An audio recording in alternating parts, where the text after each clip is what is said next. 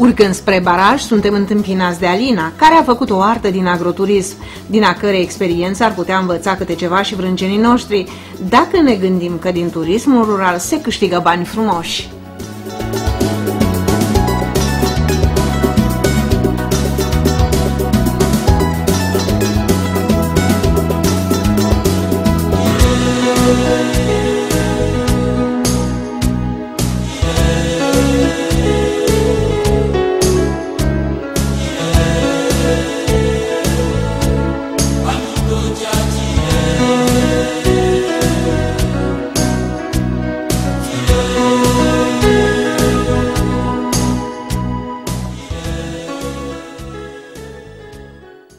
Ne aflăm în zona Remeți, județul Bihor, comuna Bulz, la pensiunea Valea Izvorului. Se pretează la turismul rural? Bineînțeles, după cum bine ați observat, pensiunea reprezintă de fapt un exterior tradițional îmbinat cu un interior cald și primitor. Când ați început afacerea și este o afacere de familie? Da, este o afacere de familie. Pensiunea am început-o în urmă cu mulți ani, respectiv în 1999. Suntem și prima pensiune agroturistică clasificată pe județul Bihor și încet, pas cu pas, de la o cameră, 2, 3, am ajuns până acum să ajungem la 5, respectiv vom avea clasificate 7 camere, iar pe viitor preconizăm să construim o nouă pensiune de la zero, dacă totul merge bine. Pe ce v-ați axat? Pe valorificarea tradițiilor, a obiceiilor, sau ați dorit ceva mai modern? La această pensiune ne-am axat pe valorificarea tradițiilor. Nu știu dacă dumneavoastră ați reușit să observați sau din povești știți că am luat locul întâi la Margareta de Aur, secțiunea Case cu Stil, și tocmai de aceea dorim să continuăm cu acest stil tradițional și autohton.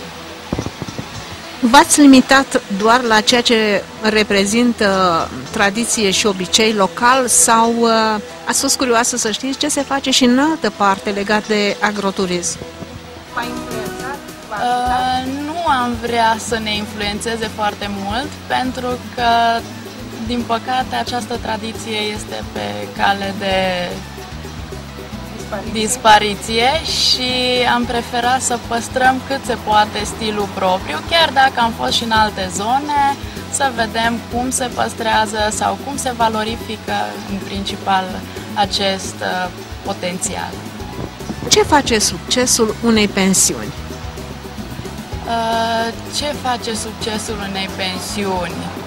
De fapt, îmbunătățește zona, îmbunătățește vânzările, îmbunătățește traiul atât al familiei cât și al celorlalți din localitate, pentru că dacă la o pensiune vin mai mulți turiști, reușim și ceilalți din zonă să valorificăm ouă, lapte, fiecare ce are.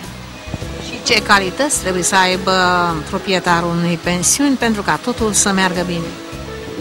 Calități ar trebui să aibă foarte multe, dar după cum bine știm, în lume conduc oameni sunt oameni care nu au toate calitățile, în schimb sunt drăguți, amabili. În principal, caracterul unui om, personalitatea, zic eu că este cel mai important lucru, pentru că un turist vine la pensiune ca și la o persoană acasă și atunci tratarea lui de către gazde este foarte importantă, mai importantă decât orice. Aici în zonă sunt, la ora asta, cred că sunt suficiente pensiuni. Ce atracții aveți pentru turiști? În arealul apropiat avem la 4 km barajul Leșu ca și obiective naturale. Mă refer acum obiective turistice naturale. Avem barajul Leșu, avem barajul Drăgan, în apropiere avem lacul Fără Fund, dacă îl veți cunoaște doar de la localnici. Avem peștera cu apă de la Remeți, care este o peșteră activă cu un vast potențial, formațiuni karstice. avem peștera cu apă de la Bulz, avem stânele de oi care sunt doar la 10 minute pe Valea Izvorului, cum se numește și pensiunea noastră. Este o vale la 100 de metri, mai în jos de așezarea principală și se urcă aproximativ 2 km. Acolo găsiți amplasată o stână cu oi, cu ciobanul, cu toate cele specifice. Dacă ar vrea să vină cineva la dumneavoastră, care sunt punctele de reper să ajungă aici la Remeți? Este foarte simplu. Ar fi două variante. Dacă vine dinspre Borș, Oradea, Alești, Piatra Craiului, se trece peste linia de cale ferată și apoi se ține drumul principal spre barajul Leșu. Suntem doar la 4 km de barajul Leșu, la 33 de km de stațiunea balneoclimaterică Stâna de Vale.